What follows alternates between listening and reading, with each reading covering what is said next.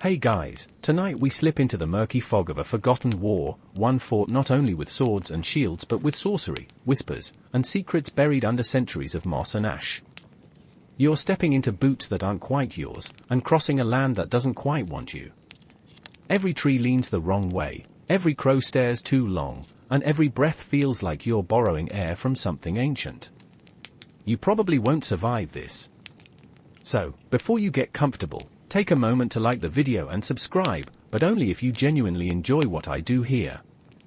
And I'd love to know, where are you listening from tonight, and what time is it for you?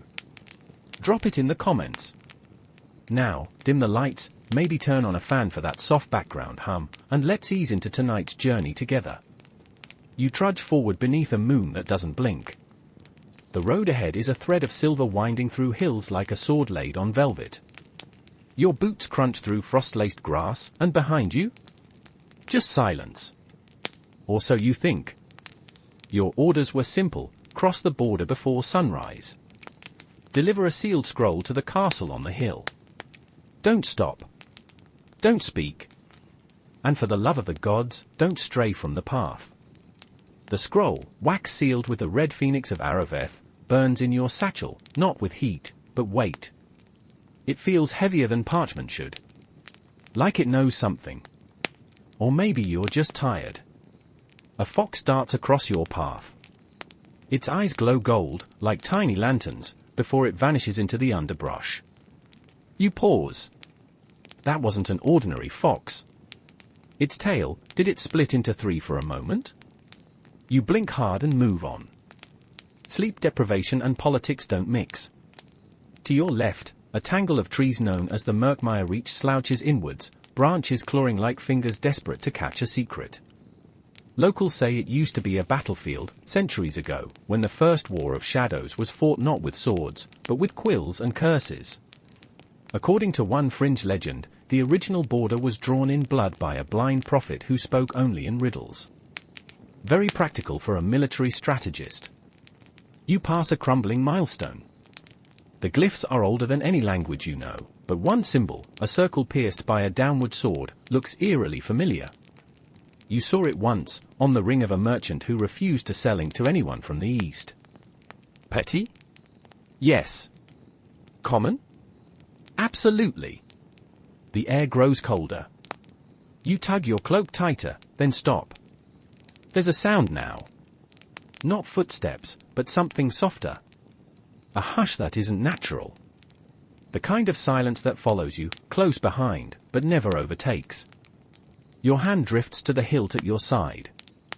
Not for comfort. For confirmation. The sword's still there. Still warm. Still yours. You press on.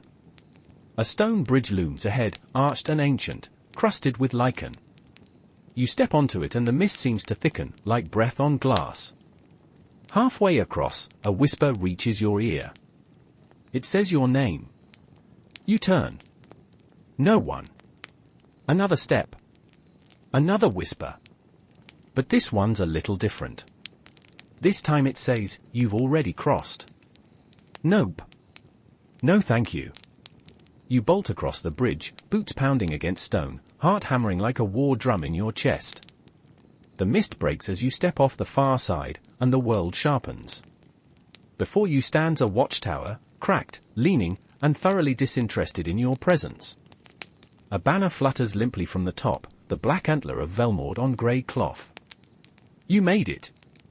The border has been crossed. Or so you think.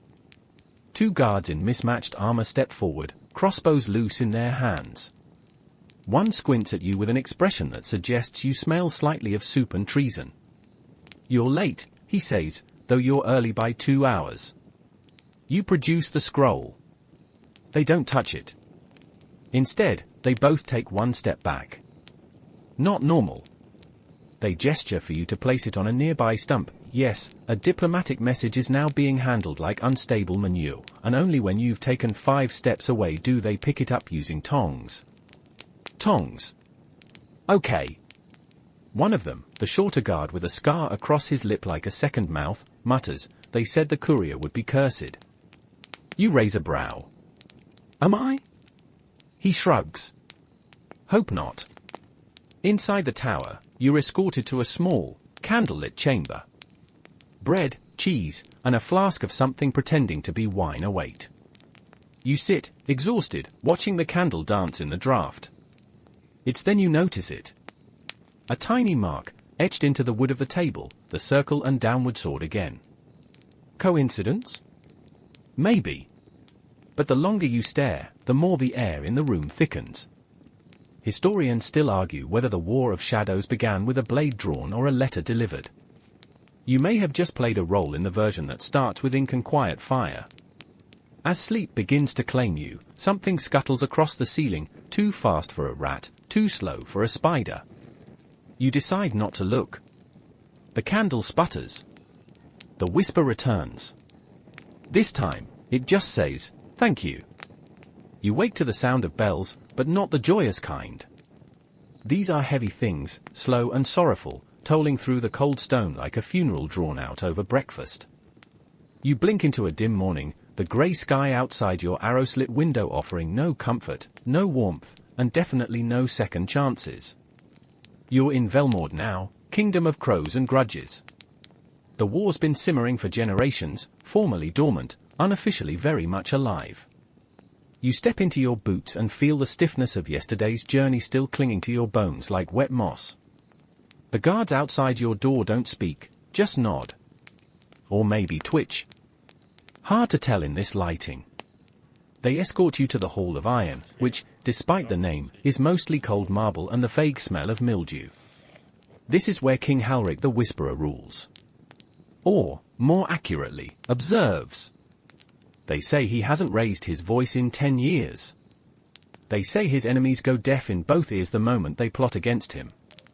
They say a lot of things. You enter the hall and everything falls silent.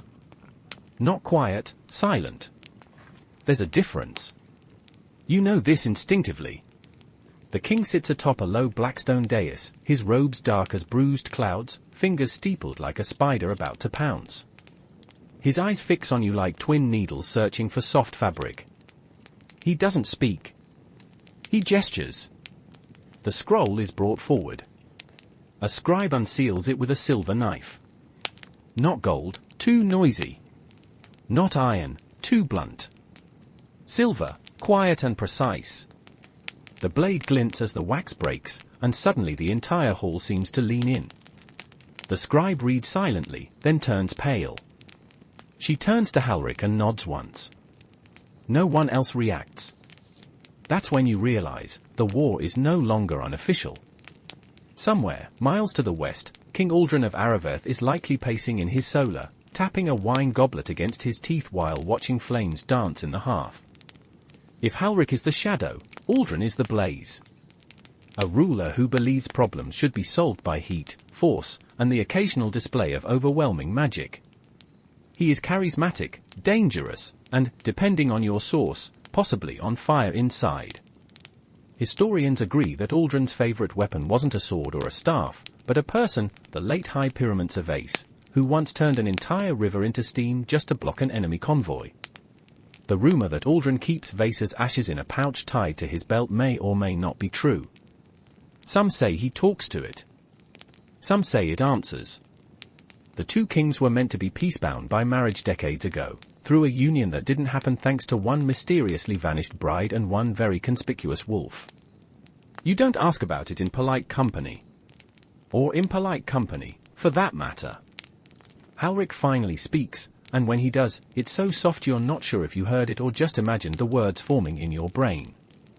Tell me, he says, how does your king feel about the night? You blink. The night, your majesty. He leans forward just a little. Yes. The time after sunset. The part of the day where eyes fail and truth hides. You try to form a diplomatic response, something about peace, balance, candles, but he waves a hand. Enough, he says. You brought the declaration. You are now our witness. Sit. Listen. And so you do.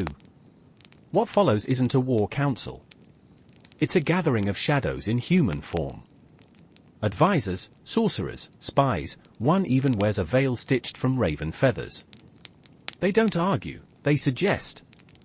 They don't yell, they observe. And they're planning something. You can feel it like a tremor under your skin. One advisor mentions an old fortress at the edge of the Pale Hills, something about red sigils reactivating. Another speaks of the twins, which nobody explains, and frankly you don't want them to. But then someone says, he'll send the ghost, and the room stills. You don't ask who the ghost is. You don't need to. It's the sort of nickname that explains itself. Probably not someone who enjoys a good dinner party. One fringe account you remember reading, probably written by some half-mad exile, claimed the ghost once infiltrated both courts in a single week, stole 2 rings and a crown, then left a haiku on the royal pillow. It went, "Your vault was lovely, but next time, lock the east door. Much love, see you soon." Highly poetic. Highly unnerving. After the meeting, you're given a new task, less delivery, more espionage-adjacent curiosity. Observe, Halric tells you, what burns most brightly is often hollow. You're not even sure what that means. But you nod like you do. The guards take you back through stone corridors that seem to rearrange when you're not looking. One hallway is slightly colder than the rest. You glance back, and for just a second, you see a figure at the far end, tall, cloaked, unmoving. It might be a statue. Or it might be the ghost. You keep moving. By nightfall, you're back in a guest chamber, though this one has a locked chest, a suspiciously heavy pillow, and a single candle that smells faintly of juniper and something else. Burnt cloves, maybe. Or dried blood. As you lie back, trying not to think about hidden compartments or silent killers, you reflect on how weirdly calm everything is. Like the moment before a stage play begins. Everyone in costume. Everyone knowing their lines. Historians still argue whether the 2 kings ever truly wanted war, or if the machine of conflict simply became too large to halt. You're not a king. You're not a general. But you're definitely on the stage now. You're sent out before dawn. Not leave when the sun rises early, before that. The kind of early that feels like the world hasn't decided to exist yet. Your breath ghosts in front of you, steam swirling as if trying to spell something ominous. You saddle a horse who clearly wants no part in this errand and ride through gates that creak like they're reconsidering loyalty. Your new mission? Follow someone. Or something. No clear name, no formal title. Just a vague instruction, track the dagger-eyed woman heading south. Do not engage. Observe. Simple enough, you think, until you see her. She's already waiting. Not on the road, not even in the woods. You catch her reflection first, in a puddle. She stands on a nearby cliff, silhouetted against the slow burn of a false sunrise. Cloak billowing like storm clouds, posture razor straight, hair bound in a braid so tight it looks like a threat. And those eyes? Daggers is putting it politely. She doesn't acknowledge you. She just turns and walks, disappearing into the pines like she invented shadows. You trail her from a distance, half expecting her to vanish every 5 steps. But she doesn't. She moves like smoke, swift, formless, impossible to grasp. Yet you always catch just enough of her to keep hope alive. A snapped twig here, a loose thread on bark there, one dropped clove clinking against a stone. You follow her through forgotten paths, past an abandoned shrine with teeth carved into its altar, through a village where the only inhabitants seem to be scarecrows. Very lifelike scarecrows. One is even holding a spoon. You don't ask questions. She finally stops around midday near a waterfall, its roar muffled by overgrown ivy. She doesn't drink. She doesn't rest. She just stands, staring into the cascade like it owes her an answer.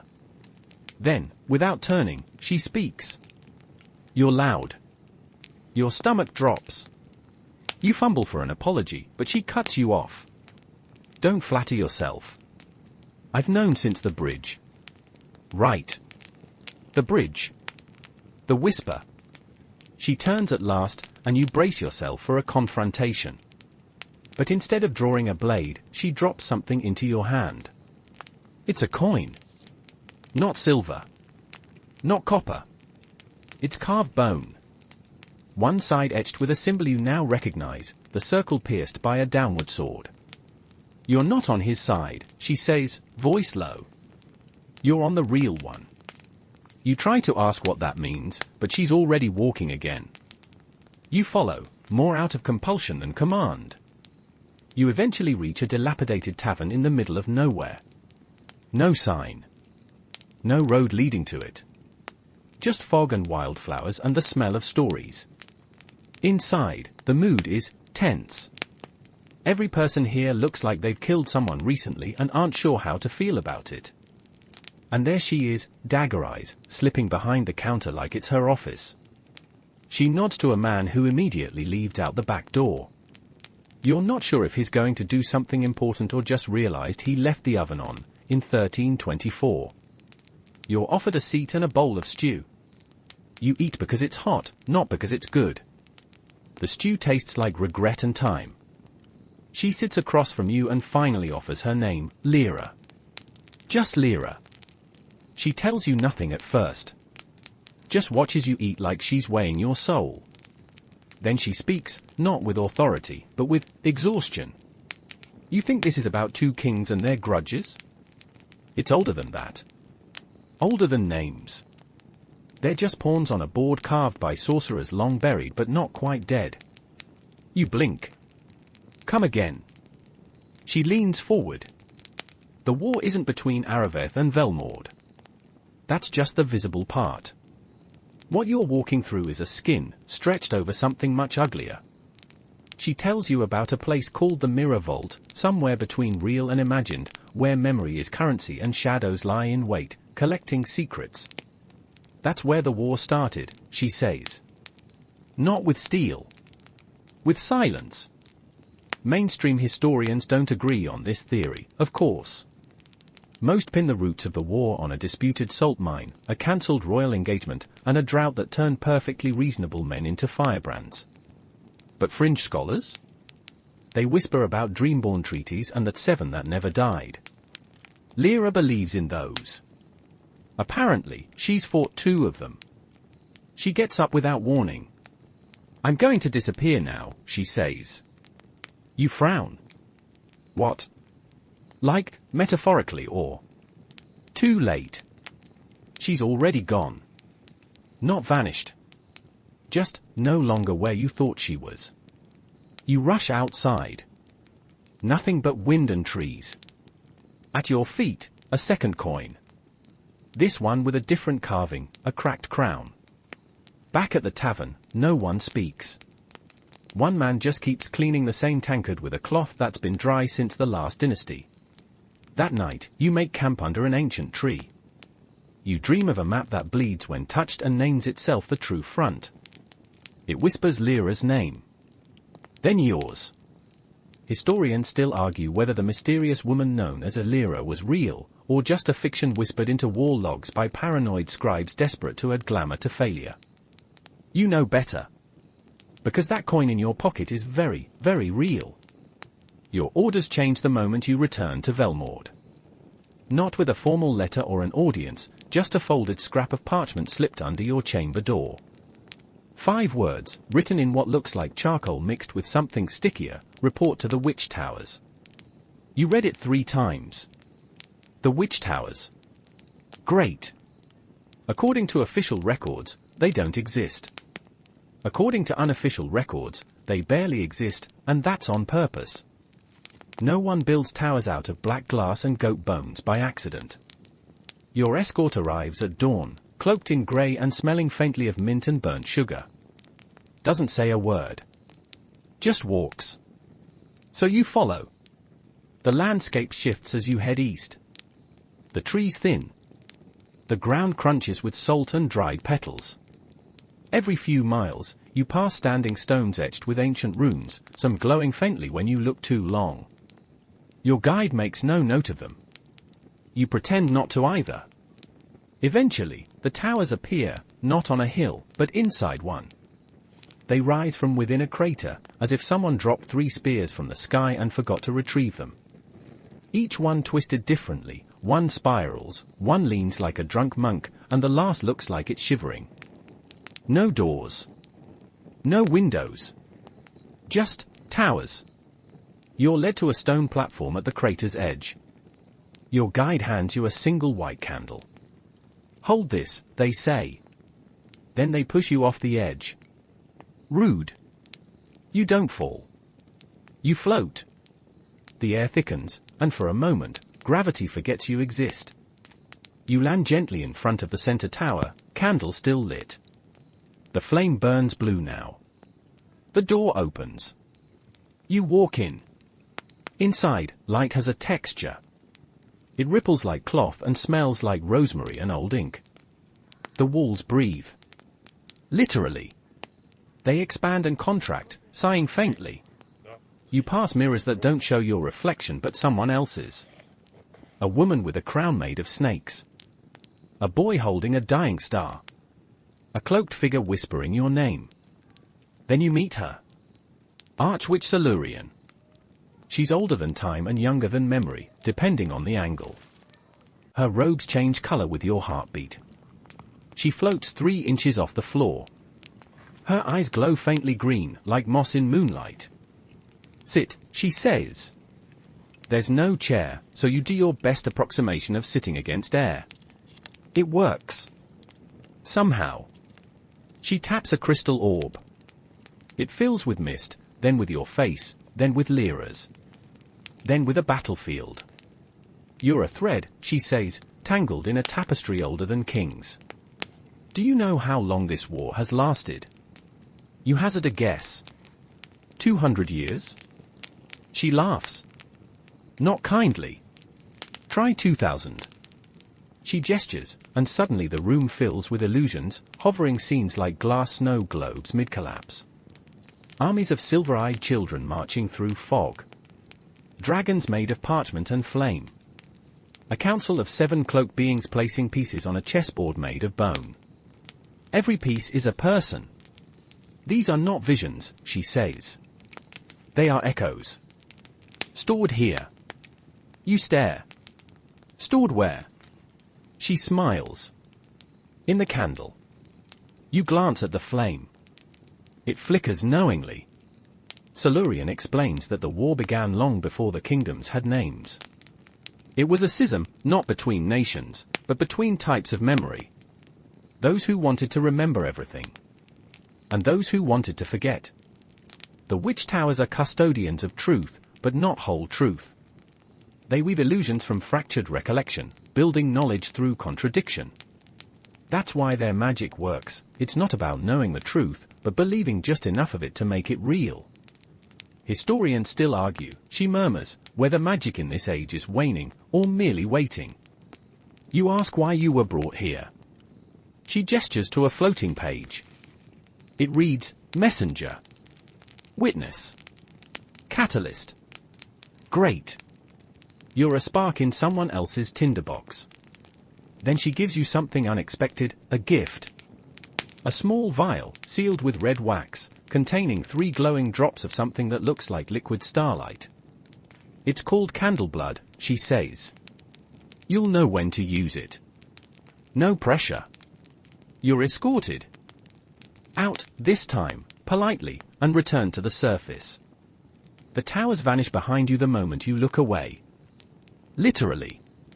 You glance over your shoulder, nothing but grass and sky. Your guide is gone too. You return to Velmord not with answers, but with questions stacked like mismatched books. That night, you light the candle again. Just to see. It shows you a battlefield from the future. You see yourself. You're bleeding. But smiling. You extinguish the flame. That's enough for tonight. The next morning, you're summoned, not to the king, but to the Undercroft. Which, to be clear, is never a good place to be summoned. Undercrofts are the kind of places where secrets go to rot, or ferment, depending on how long they're left alone. Velmord's Undercroft lies beneath the old chapel, itself a Gothic monument to stone, echoes, and suspicious drafty corners. You descend spiral stairs that seem designed to trip you, led by a monk who hums a tune that definitely isn't in any hymnal. His name is Brother Erun. He wears sandals in winter and has the serene face of someone who definitely knows where all the skeletons are, emotionally and literally. Keep to the left, he says, voice gentle. The right side belongs to them. You don't ask who them is. You just stay left. The air thickens as you descend, acquiring that rich, loamy scent unique to catacombs and basements where plans are born and morals die. Flickering candles line the stone corridor, and you note that they are not melting, just burning, endlessly. An enchantment, maybe. Or a budget-saving miracle. Finally, you reach a door of black oak. Carved into it is a single phrase, in old Varnic script, only silence is faithful. Erun knocks once, then vanishes. You step inside. A crypt, yes, but also a meeting place. Hooded figures line the edges, their faces obscured, their hands folded as if in prayer. In the center of the room, a low table displays a map, hand-drawn, colorless, riddled with pinholes and stains. It shifts subtly as if breathing. One of the figures speaks.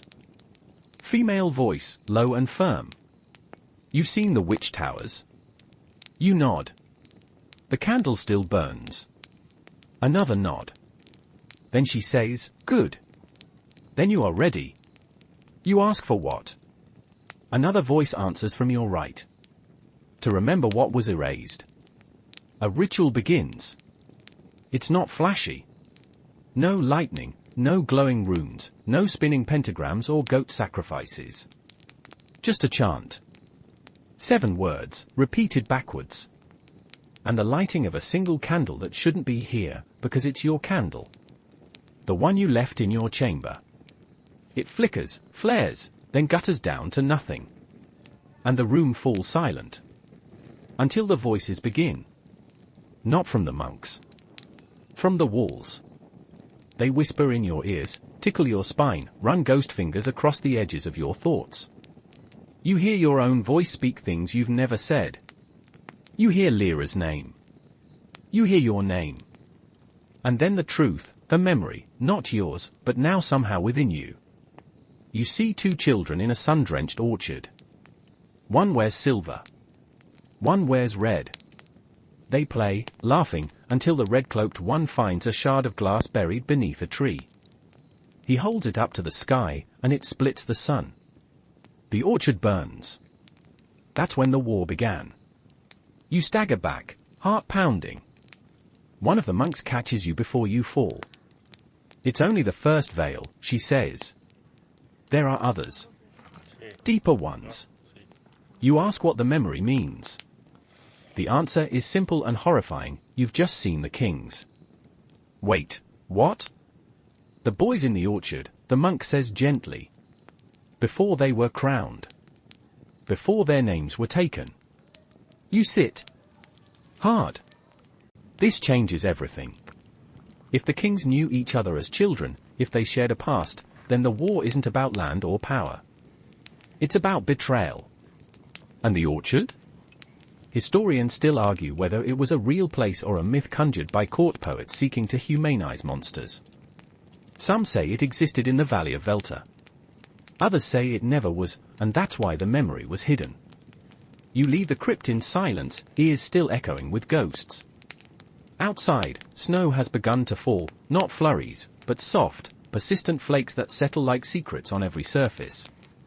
That night, back in your chamber, you find a new object on your windowsill. A black feather. Tied to a string of red twine. A signal. You follow it. It leads you down to the chapel's forgotten side door, then out into the cloisters where frost slicks every stone. Lyra stands by the fountain, back turned, face lifted to the snow. You saw it, she says without looking. You nod. The orchard. Another nod. She sighs. That's what they're all fighting to forget. You ask if it can be stopped. She shrugs. Only if someone remembers.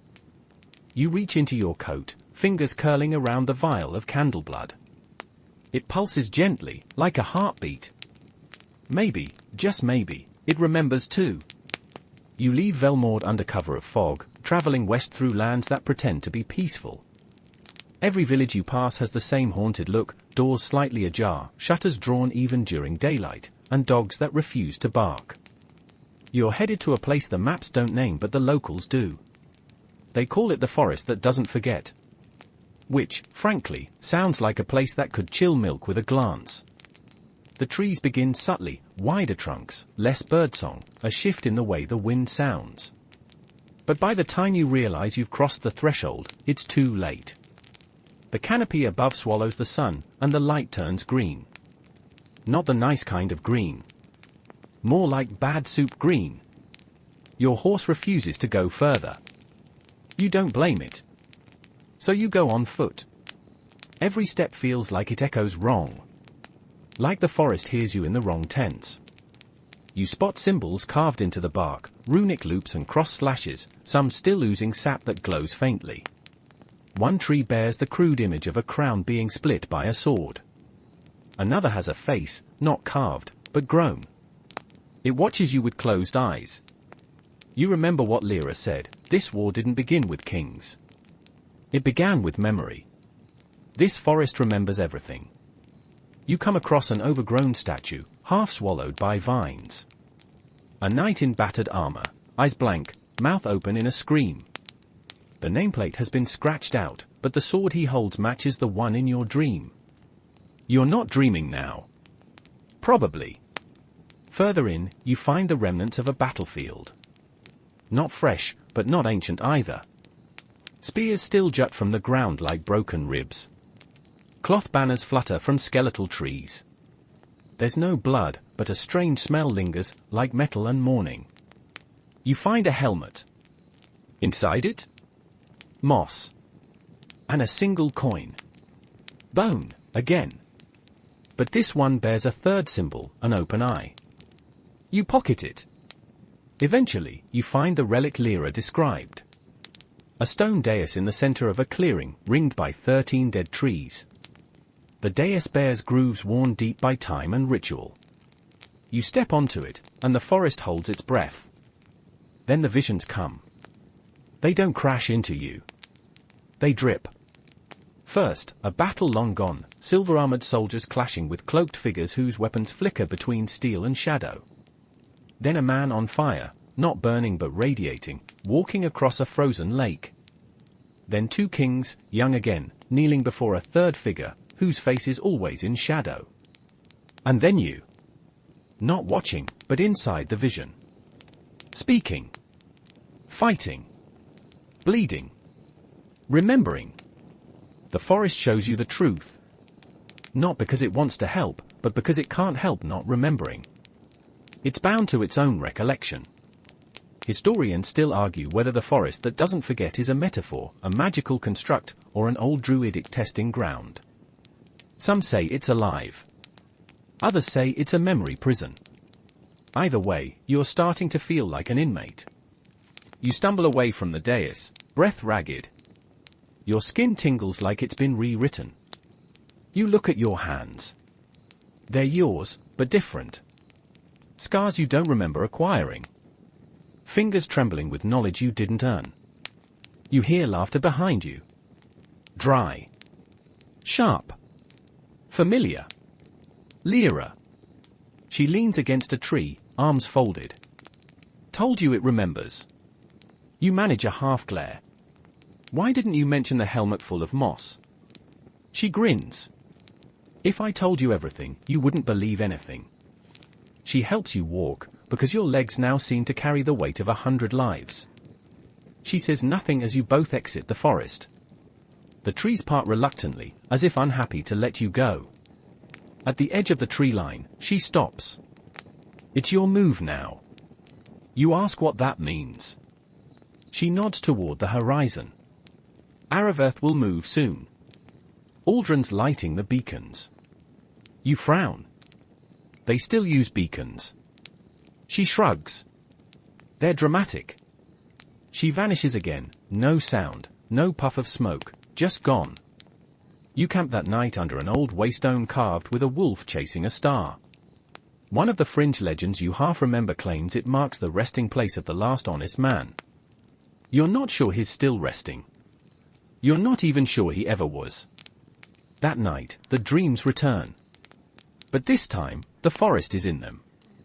You see the stone dais again, but now it's cracked. The 13 trees are burning. And in the center stands a cloaked figure with a cracked crown and 3 coins in one hand. Yours. When you wake, the coins are still in your pocket. All 3. And the candle blood vial pulses, just once. A reminder. You reach the valley of Aldrin's court by dusk. The sky burns orange behind you as if trying to set fire to your heels. Before you, the towers of Araverth rise like polished spears, clean stone, glass windows, and banners flapping too crisply for the wind they pretend to ride. It's the opposite of Velmord's gloom, sunlight, symmetry, and that ever-present scent of roasted almonds and incense. The guards wear gold-trimmed armor and unnaturally clean boots. One even smiles. You immediately distrust him. The letter you carry, signed by King Halric, sealed with wax that smells faintly of rosemary and regret, gets you through the gates. Barely. You're taken not to a throne room, but to the summer hall. A glass-domed chamber filled with potted trees, polished marble benches, and the faint murmur of indoor waterfalls. It's meant to look relaxed, informal, casual. It's not. You're seated across from King Aldrin. He lounges like he was born in a painting, one arm draped over a velvet cushion, one ringed hand casually turning a glass of red wine. His hair is too perfect. His smile is sharp enough to open mail. He studies you. Courier, he says, voice rich and warm. Or spy?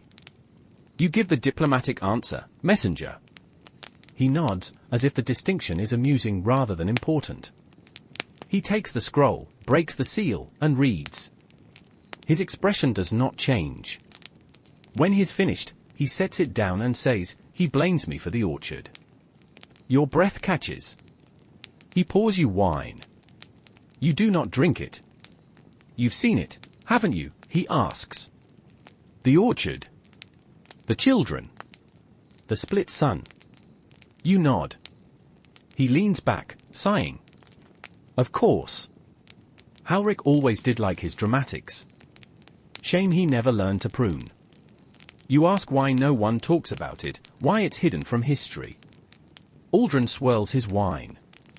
Because it's easier to start a war over salt mines and trade routes than over memory. Memory is messy. He stands, pacing to a mosaic depicting dragons and suns and a single tree. We planted that orchard together. Halric and I. Before the crowns. Before the spells. Before the fire. He turns. Then he found the shard. You ask who he is. Aldrin pauses. Then says, historians call him the Pale Regent. He wasn't a regent. And he certainly wasn't pale when we met him. You frown.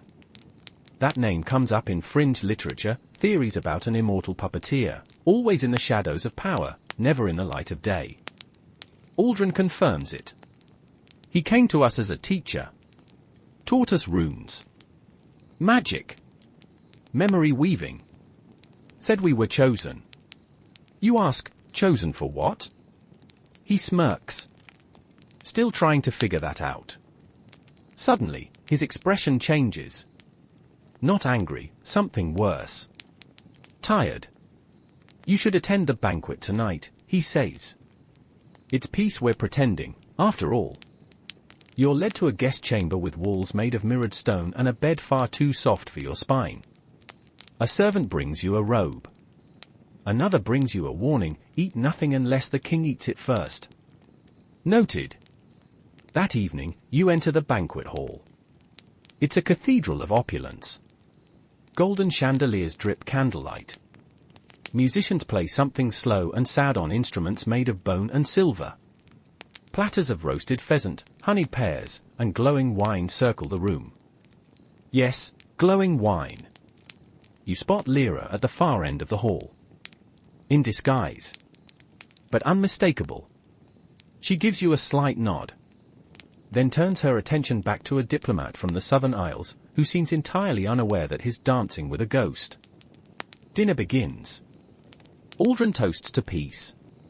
Halric does not appear, of course, but his proxy, a thin man with too many rings and not enough teeth, raises his glass with all the enthusiasm of a drowning man waving at shore.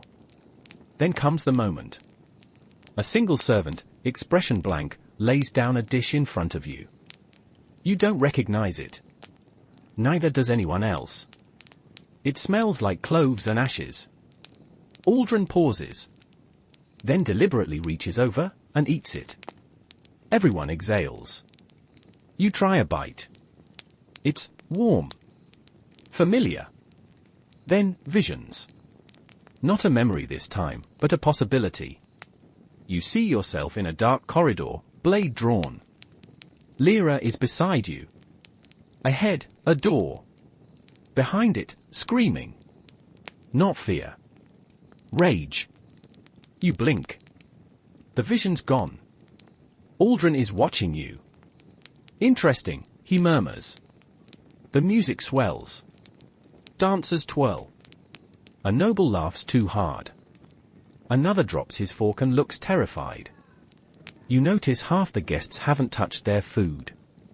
Historians still debate whether the peace banquet was ever real, or just theatre to stall for time. Some claim the dishes were alchemical triggers. Others say the entire affair was memory-crafted, staged within a mirror vault and projected to attending minds. You, at least, were definitely there. Because when the lights dim, and the floor begins to shake, and someone screams not in terror but triumph, you find the fourth coin in your pocket. This one is warm. And it hums. When the chandeliers crash down, no one screams, at first. There's a moment of perfect stillness, where everyone in the banquet hall holds their breath. Crystal shatters in slow motion. Flames gutter from candles mid-fall. And the music? The musicians have vanished. Instruments lie abandoned, mid-note. Then, chaos. Tables overturn. Nobles bolt. Guards shout. The marble floor splinters as if something is underneath it, pushing up. You duck behind a pillar just as a fissure rips through the center of the room, bisecting a long table and swallowing an entire roast boar in one bite. And in the middle of it all, Lyra. She moves through the crowd like she's immune to panic. Her cloak unfurls in slow motion, revealing the unmistakable glint of runes stitched into the lining. She draws a short blade, black as night, glowing faintly red at the hilt. You meet her eyes, and she nods once. Time to run. You sprint toward the far corridor, just as the ceiling drops a statue the size of a carriage where your head used to be. Your feet find rhythm in madness, dodge, duck, pivot past screaming diplomats and stunned knights. You hear someone shout, "Steel and scapegoats." A battle cry from Aravetha's northern rebels. Oddly specific. Probably not coincidental. You and Lyra slip through a side door and into a spiral stairwell filled with smoke and shadow. She grabs your collar mid-stride. Not that way. This way. She kicks open a hidden panel in the stone, of course there's a hidden panel, and drags you into a narrow crawl space barely tall enough for your pride. You both crouch, breathing hard. Then the wall to your right moans. It's not wind. Lyra hisses, "Ignore it." You do not. You glance anyway, and see an eye. In the stone. Watching. Then blinking. Definitely ignoring it now. You crawl onward, and the passage slopes downward, deeper into the castle's foundations. Eventually, it opens into what looks like a disused cellar, but one lined with strange objects, broken helmets, cracked mirrors, rusted lanterns filled with flickering blue flame. Each object rests in its own cubby. Tagged. Numbered. Lost war items, Lyra whispers. Things displaced by spellfire. Artifacts with memory. You glance at one, a cracked goat horn labeled Battle of Mirrormead. Another, a child's wooden sword tagged Siege of No Names. The moment your hand brushes a copper goblet, your mind flashes, not to your memories, but to someone else's. A man screaming. A river frozen mid-flow. A voice whispering, they said it was just a feint. You yank your hand back. Are these safe? Lyra doesn't answer. You hear hooves. Not horses. Goats. You peek through a narrow iron grate. A small group of guards rides past on what appear to be armored mountain goats, the Velmord sigil stitched to their tunics in reverse. Not mirrored, reversed. That's not right, you whisper. Velmord defectors, Lyra says. Or maybe illusions. Hard to tell.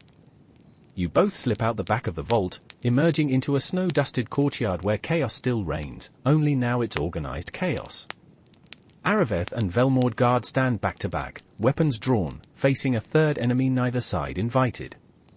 The shadows. Not metaphorical ones. Literal. They rise from the ground like spilled ink, coalescing into forms that flicker between man and beast. Cloaked in nothing, eyes aglow, blades forged from silence. And in the center? A goat. Alive. Unbothered. Chewing cud in the eye of the storm. It turns and trots off. You follow it. Lyra sighs.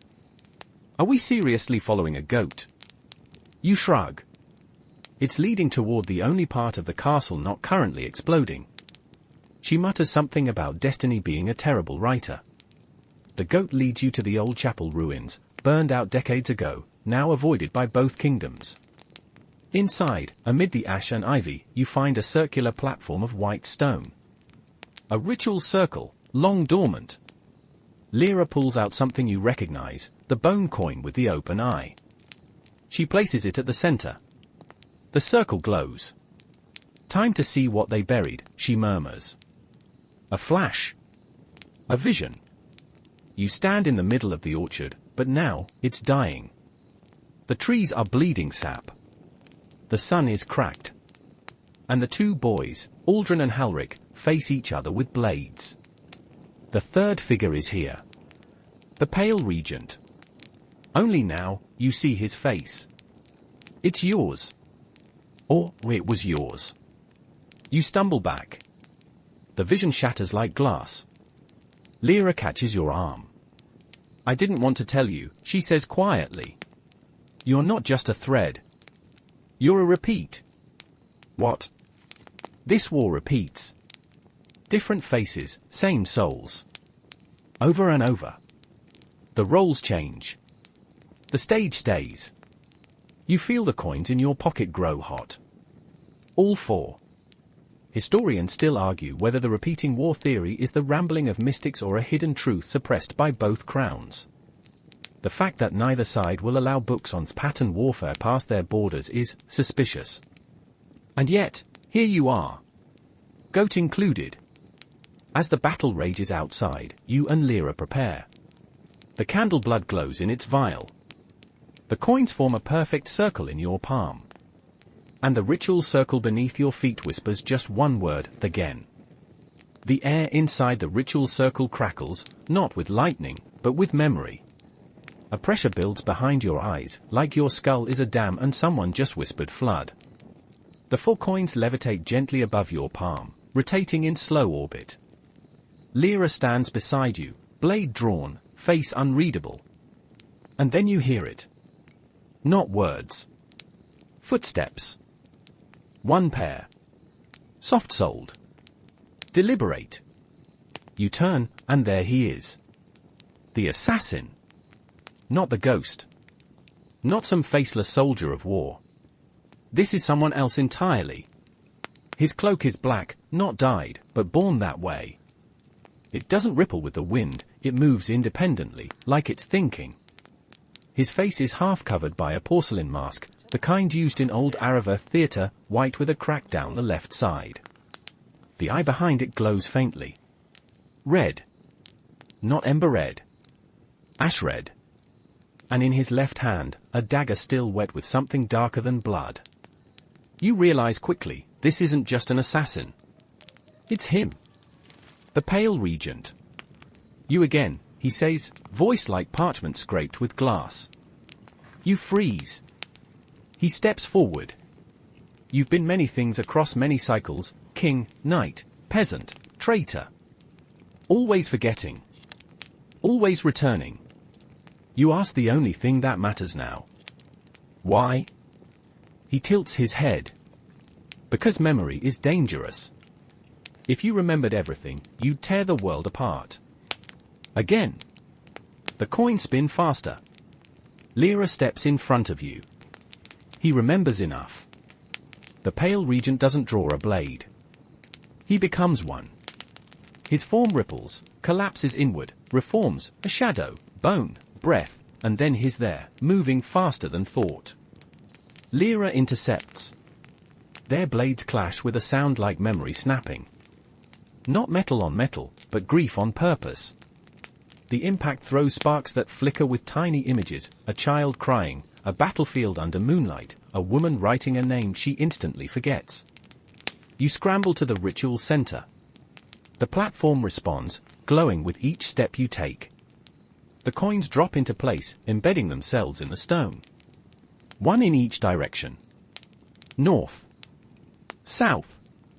East. West. And at the center? The vial. You raise the candle blood. The regent breaks from Lyra, lunges for you, but you pour the starlit liquid onto the stone first. It doesn't burn. It sings. A low note, steady and endless. The forest hears it. The witch towers hear it. Even Velmord and Araveth pause, momentarily stunned by the sudden rightness in the air, as if a long-forgotten harmony just found its final note. The regent screams. His mask cracks down the other side. Red light pours from it, not like fire, but like revenge. He stumbles forward, arm outstretched, and Lyra strikes. Straight through the heart. But it doesn't kill him. Not really. He collapses, body unraveling into dust, into memory. Into the faces of 100 past versions of you. A boy. A soldier. A tyrant. A martyr. You watch as each one fades. And then, silence. The platform dims. The coins melt into the stone. The forest beyond exhales. Lyra drops her blade. Kneels. It's over. You don't respond immediately. Because the war isn't done. Not yet. You both climb from the ruined chapel as dawn breaks. The courtyard is quiet now. The shadows have vanished. The goat is gone. Truly, the real hero. You and Lyra walk the castle corridors, past stunned soldiers, wide-eyed nobles, servants clutching each other in confusion. Aldrin is in the great hall, leaning on a shattered pillar, blood on his sleeve, his expression unreadable. You tell him what happened. He doesn't deny it. I dreamed of him last night, he murmurs. He told me I'd see you again. That you'd ruin everything. You shrug. Maybe I did. He laughs, hoarse, tired. Then thank you. A message arrives from Velmord. Halric is dead. Assassinated.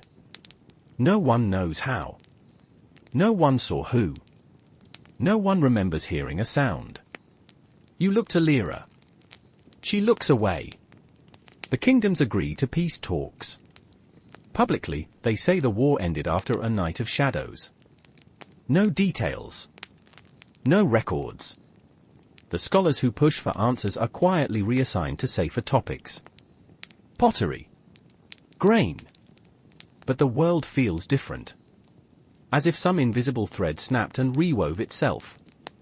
Historians still argue whether the Pale Regent ever existed, or if he was a symbolic scapegoat invented to make a messier story palatable. Some claim the ritual at the chapel was a myth stitched together by survivors. Others suggest the real weapon was not the coins or the candle, but the memory you carried back into the world. You leave Araveth soon after. Not with honors. Not with titles. Just with silence. And one last coin. Unmarked. You travel north. Not toward battlefields or palaces, but toward a city few now mention, though it once decided the fate of empires. They called it the city that sleeps with one eye open. Even now, the name feels more like a threat than a title. It perches on a mountainside, cradled between two cliffs like a secret whispered into stone. Once a trading hub, it became something else during the First War, the war when whispers mattered more than weapons and every third house contained a listening hole, a false floorboard, or a blade in a teapot.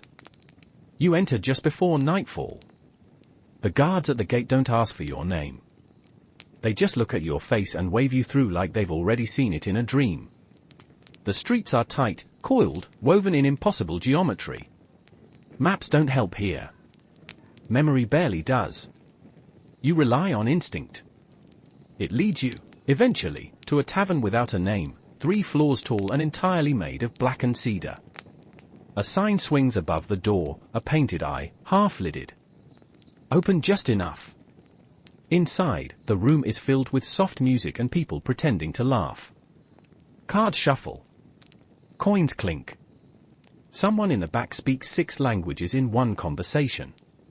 No one looks surprised. You sit. A man joins you, face lined with experience, eyes too sharp. He introduces himself simply, the bookman. No other name.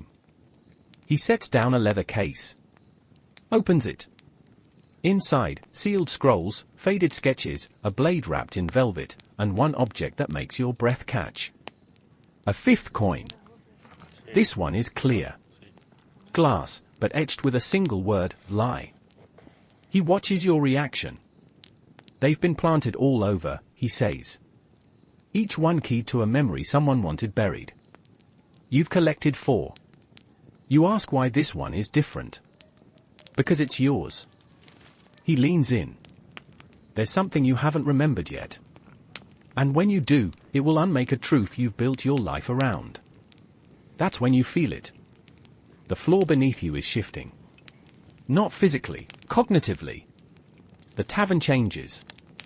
The tables switch sides. The music plays backward. The faces rearrange themselves. You blink. Now you're in a long hallway. Torchlit. Ancient. The bookman is gone. Lyra stands ahead, hand on a stone wall. You ready? She asks. You nod. She presses a brick. A door opens. Behind it, a room. Hexagonal. Low ceiling. Dust motes hanging like stars. In the center, a table surrounded by chairs, each with a different sigil. This is not a war council. It's older. Stranger. Each sigil matches one of your coins. You step in. Sit. No one else is here, but their voices are. They speak in fragments. Not dialogue, memory. Your own voice among them. Debating. Pleading. Accusing. Laughing. Crying. Dying. This is you. All of you. And the glass coin begins to glow. You lift it. Images flash, a tower collapsing. A child's voice saying your name. The orchard, again, but this time, you're the one handing over the shard. Not Halric. Not Aldrin. You. The lie was yours. You planted the shard. You split the sun. You started the war. Lyra watches as you lower the coin, your hand shaking. You remember now, she says softly. You can't speak. Outside, bells begin to ring, again. Not alarms. Signals. Messages wrapped in sound. Someone knows you've remembered. You hear boots in the street. Not many, just enough. Silent types. Purposeful ones. Lyra draws her blade. They'll try to erase you. You nod. You feel the coins in your pocket. Still warm. Still humming. You make a choice. You leave the coin on the table. You grab the blade from the bookman's case. And you run. Not away. Toward the truth. Toward the people who need to hear it. Historians still argue whether the city that sleeps with one eye open was real, or just a metaphor for the paranoid state of the world during the War of Shadows. Some say it never existed at all. Others believe it exists still, but only when needed. Those who truly remember? They always find it. And they always leave different. You escape through a butcher's alley that reeks of salt, smoke, and something once alive. The cobbles are slick with melted ice and unspoken threats. Lyra keeps pace beside you, moving like a shadow given permission to be solid. The coins rattle faintly in your pocket, 5 notes in a melody that hasn't been written yet. The blade in your hand, lighter than expected, pulls toward something you can't name, like a lodestone for memory. You're not running blindly. You're headed toward the coast. More precisely, the spine of Raven, a jagged cliffside fortress carved into sea stone, known now by another name, the place where ravens refuse to land. And yes, that name is quite literal. You see it as you crest the final hill, a black sprawl of towers and broken battlements, perched over the roaring ocean like a warning. Above it, the sky churns, but no birds fly. Not one. The fortress was once the Velmord royal treasury, then a prison, then a monastery, then forgotten. Now it serves as a war post, a hidden one, unofficial even by unofficial standards. You were told once that its basement holds all the scrolls the kings don't want copied. Secrets too powerful for shelves. Truths that rot paper. Which is, conveniently, where you plan to go. Lyra frowns as the waves crash below. They say the cliffs take 1 soul a year. You glance at her. Who's they? She shrugs. Everyone who didn't come back. You reach the gate. There's no lock, just a riddle carved into wood. You touch the glass coin to it, and the door opens. Inside, ruin and order. The walls are scorched. Old battle signs still hang. Yet the floors are swept. Someone has been maintaining this place. As you move deeper, the air grows heavier. And the silence? Not just absence of sound. The silence here is strategic. Then you see the crows. Not alive. Carved. Dozens of wooden ravens mounted on spikes along the walls, each with a different symbol carved into their wings.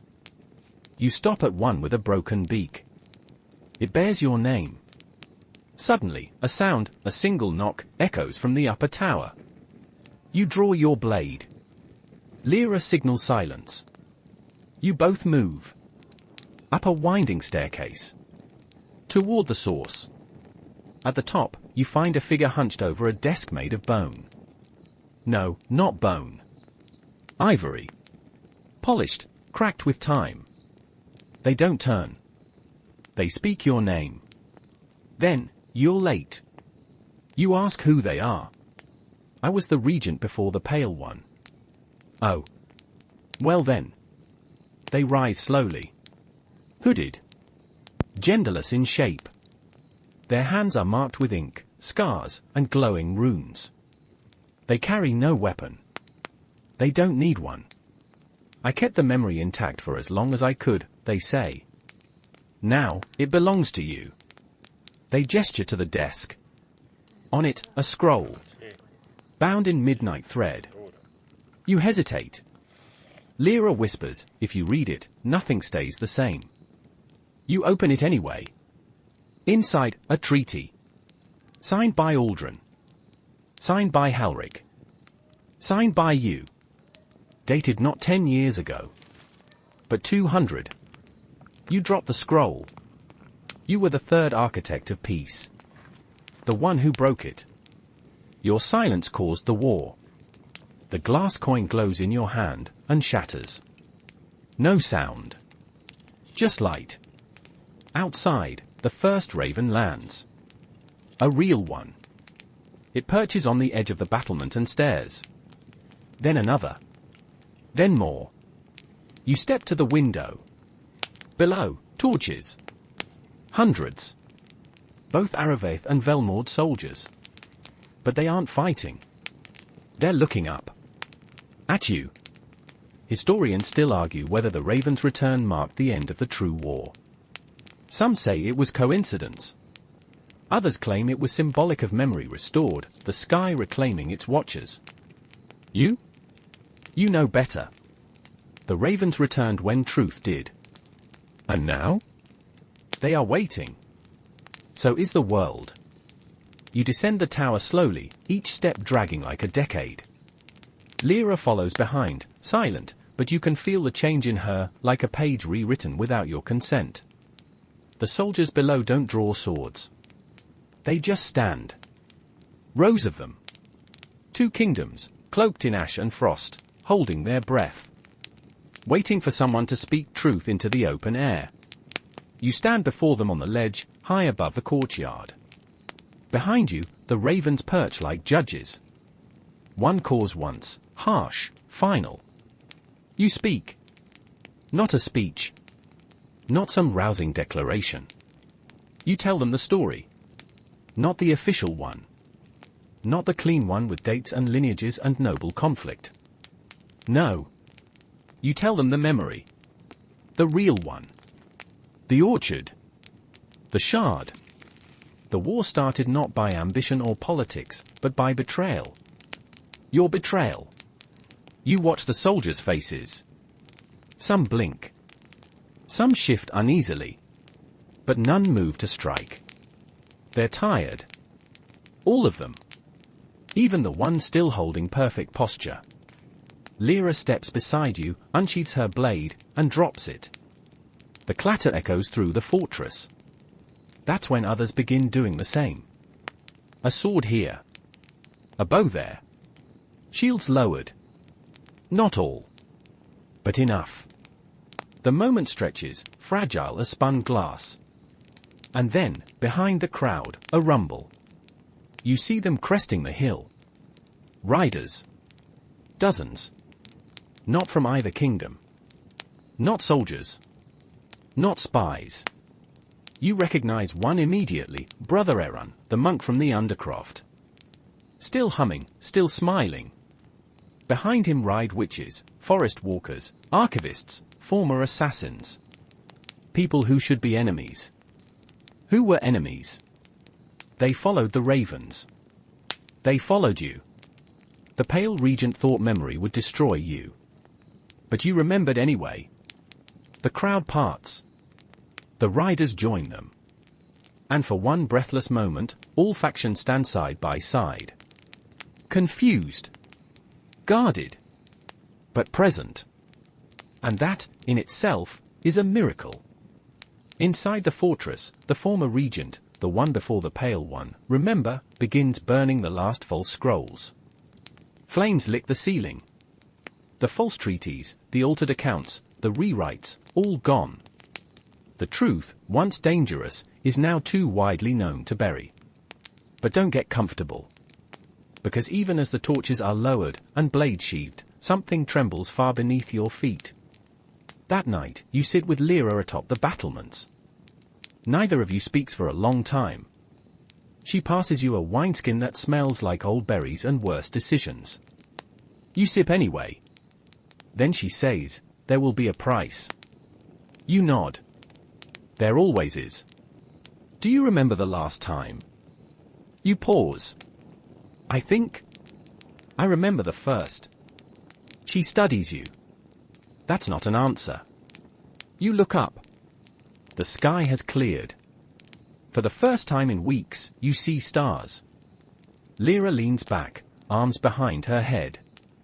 There's one more coin, she says. You blink. What? She turns her head. Always one more. You know that. You check your pocket. 5. She's right. There were always 6. You search your memory. Go back through visions, fragments, dreams. And then, yes. The 6th coin. The one dropped in the orchard. Before the sun cracked. The coin that was never found. And now, it calls. A whisper in your blood. A pull south. To the edge of the world. Historians still argue whether the events at Raven Fortress marked the final end of the War of Shadows. Some claim the armies disbanded within a week. Others insist underground factions continue the struggle in quieter ways. But one fact is agreed upon: after that night, ravens return to every city. Except one. The one waiting for the last coin. You head south. Not along the main roads, they're too exposed, too watched. You take the paths that don't show up on maps, the ones whispered about in riddle and rhyme. Where crows don't follow and compasses spin, as one old verse warns. Lyra doesn't come with you. She disappears the night before your departure. Leaves only a short note: this part's yours. She signs it with the symbol of the cracked crown, your symbol now. You travel alone, deeper into unclaimed land, where the trees change names mid-forest and the rivers run the wrong direction. At night, the wind hums songs you don't know but somehow recognize. It calls you forward. Toward the eclipse. Because it's coming. You can feel it. Every village you pass, few and far between, has shuttered its windows. Livestock gone. Wells dry. As if nature itself is preparing to hold its breath. You reach the stone flats of Graven Reach on the morning the sun begins to dim. Not darkness, not shadow. Dimming. As if the light is being slowly bled out of the sky. At the center of the flat stands a ruin, a ring of monoliths half swallowed by time and moss. Some stand. Others lean. One has collapsed entirely, crushed under what looks like claw marks the size of tree trunks. This is the altar of the sixth coin. You know it as soon as you see it. There are carvings, worn, fractured, but you recognize the pattern, the same as your other coins. Only older. Not engraved. Burned. You step into the circle. The eclipse reaches its peak. Light fades. Silence deepens. And you remember. You were here. Not recently. Not last cycle. The first time. When you weren't a messenger. Or a soldier. Or a shadow. You were a guardian. A keeper of memory. You stood where you stand now. With 5 coins. And a 6th in your hand. You remember placing it on the altar. You remember speaking the final words of the oath. You remember light, blinding, pure, erasing the regent and sealing the wound in the sky. But you also remember what came after. They forgot. All of them. And so the cycle began again. You pull the last coin from your coat. The unmarked one. Smooth. Cool. Until now. Now, it glows. You place it on the altar. And everything stops. No wind. No sound. The sun hangs frozen behind the moon. The earth inhales. Then exhales in light. A blast, not of fire, but memory. A rush of moments, faces, languages, songs, battles, dreams. They pour through you like a storm of ghosts, rewriting every cell in your body with the truth: this world is built on forgetting. And you are the first to truly remember. When the light fades, the 6th coin is gone. The altar is whole again. And the sun? It returns. But not the same. It sees now. The war doesn't end with fire or treaties. It ends with a reckoning. You leave Graven Reach at dawn. Behind you, the altar stands whole. Above you, the sun watches with open eyes. Historians still argue whether the eclipse of the final day was a celestial coincidence or a magical intervention. Some say the 6th coin never existed. Others believe it's still hidden, waiting for the next you. But for now, the war sleeps. And the world breathes. You return to the land where it all began. Not as the courier. Not as the pawn. But as something else entirely. The roads recognize your tread now. The air shifts as you pass. Even the birds, once cautious, once silent, seem to follow your trail, like they, too, remember the sun cracking over the orchard. You pass into Velmord first. Not through the gates, but through the woods, because that's how stories end, isn't it? Full circle. The trees of the Merkmire reach sway in solemn acknowledgement as you walk beneath them, and somewhere in their moss-slick boughs, you hear the faint echo of your own footsteps from long ago. At the edge of the forest stands the place they now call the Garden of Bones, though it was once something far gentler. A monastery. A library. A school. Before war made it sacred for all the wrong reasons. The garden lies quiet. Petrified trees spiral up from the ground like frozen lightning. The grass is ash-grey. The stones underfoot crunch with a sound too much like teeth. This is where it ends. Not the war, your part in it. He waits for you there. A man in silver armor that reflects too little light. His helm is off. His face is scarred, but his eyes? You know them. King Halric. Or what's left of him. He didn't die in the siege. That was a lie. Or maybe a mercy. He kneels before the old fountain at the garden center, polishing a blade that doesn't gleam, only absorbs. When he hears you, he doesn't turn. He just says, "You remembered." You don't answer. You step into the circle, the old dueling ground. The stones are still stained, some from rain, some not. He stands. You draw your blade. There are no guards. No horns. Just wind and judgment. The fight begins without fanfare. Steel meets steel. He's older, but not slower. Each blow is a memory. Every parry, a regret. The fight is poetry, ugly, elegant, honest. He doesn't shout. He doesn't curse. He just fights. And you do, too. Because it was always going to be this way. Because words failed, and memory hurt, and peace required something more than ink and oaths. It required blood. Not out of hatred, but balance. The final clash comes beneath the dead branches. Your sword slides beneath his guard. His slices across your shoulder. You both fall. The silence after is long. Then, Halric speaks.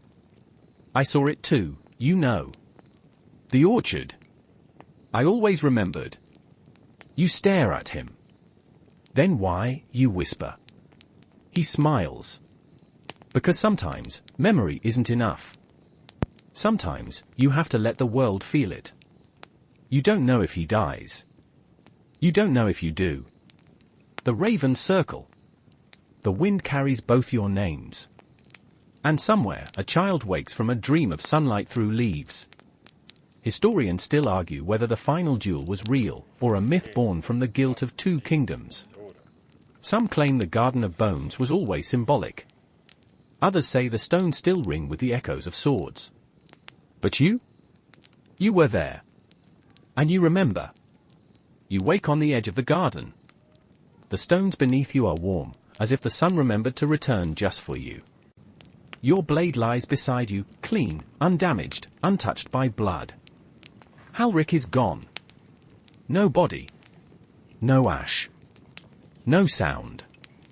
Only silence. But not the empty kind. The full kind. The kind that comes after an answer has been spoken aloud and everyone is simply absorbing it. You sit up slowly, muscles stiff, shoulder aching. The wound from Halric's blade is wrapped neatly. You didn't do it. Lyra did. She sits a few feet away, plucking petals from a flower that has no business growing in this place. She doesn't speak. She doesn't need to. You both watch the sunrise. The trees of the Garden of Bones begin to bloom, not in green, but in pale gold. Leaves made of memory. Bark splitting open to reveal scrolls written in light. The war's final secret, it never truly was a war. It was a pattern. A system designed to forget itself so it could survive. But now you've broken that. You stand. No dramatic monologue. No final oath. You just look at Lyra. She nods. It's over. You feel the coins in your coat. All 5, cool, still.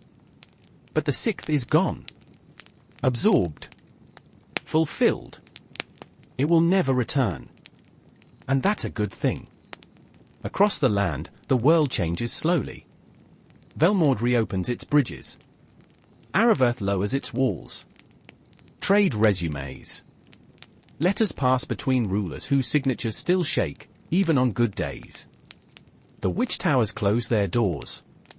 The forest sleeps. And the shadows, the real ones, the hungry ones, drift back into the ground. Not banished, but appeased. You return home. Not to fanfare. Not to celebration. But to quiet. To a garden of your own, small and imperfect, where you plant something that doesn't bloom for years. And when it finally does, the petals are shaped like coins. And they never fall. Historians still argue whether peace was truly achieved, or if it was merely a pause in a much longer rhythm. Some say the messenger vanished. Others claim they became a gardener, or a hermit, or a candle maker. The truth? They just wanted to sleep. And for the first time in centuries, they finally could. And now, you rest. Your body, heavier than you remember. The weight of stories, told and untold, settling gently across your shoulders like a favorite blanket. Outside your window, the wind quiets. The ravens roost. Even the trees seem to exhale, their branches no longer reaching, just being. The kingdoms, once clawing at each other's throats, sleep now, still wary, perhaps. But still. And so do you. Your thoughts slow, as if memory has become a stream instead of a storm. Faces drift by, Aldrin, Halric, Lyra, the Regent, yourself. Not as threats or puzzles or ghosts, but as echoes. Soft, fading. Safe. You lie down in the garden of your choosing. You plant no banners. Carry no sword. Just the knowledge that you remembered what others tried so hard to forget. That, sometimes, is the greatest defiance of all. The candle burns low. The sky softens from velvet to silver. And your breath, steady, deep, final for tonight, tells the world it doesn't need to be brave anymore. Not now. Not yet. You've carried enough. So sleep, wanderer of stories. Sleep, messenger of truth. The war has ended. Let the dreaming begin.